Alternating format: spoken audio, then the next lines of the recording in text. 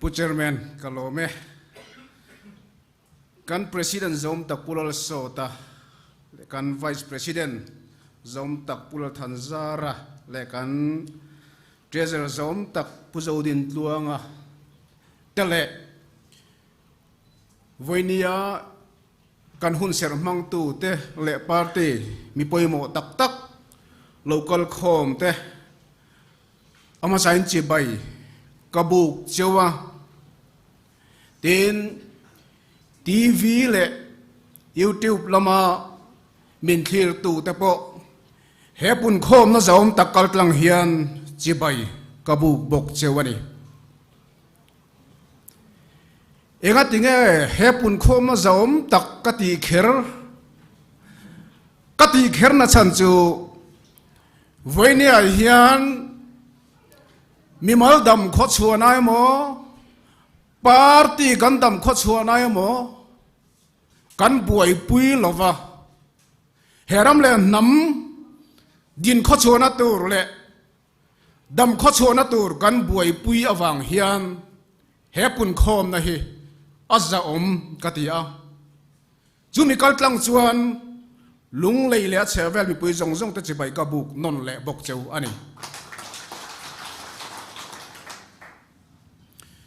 Congress Party hi kan party bil tan chau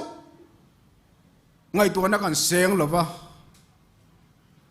kan ram le nam din muni chiang takin kan ria a in ria tang pukin kan ria a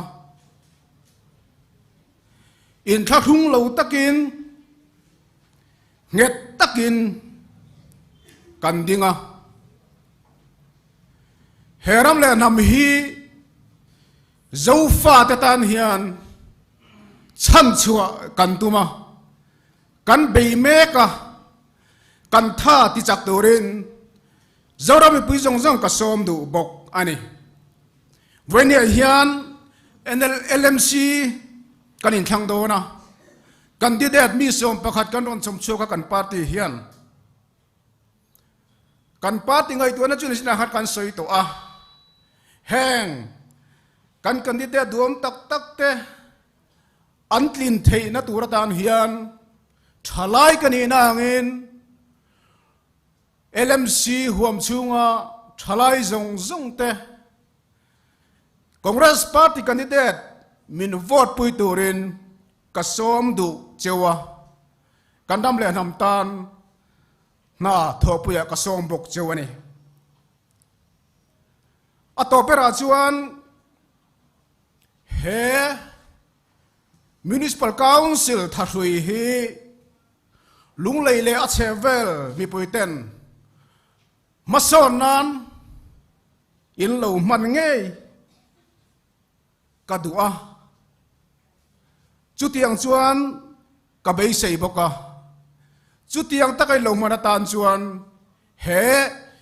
municipal council in than he malsomin omse du sakna sang ber kahlan acheu kalome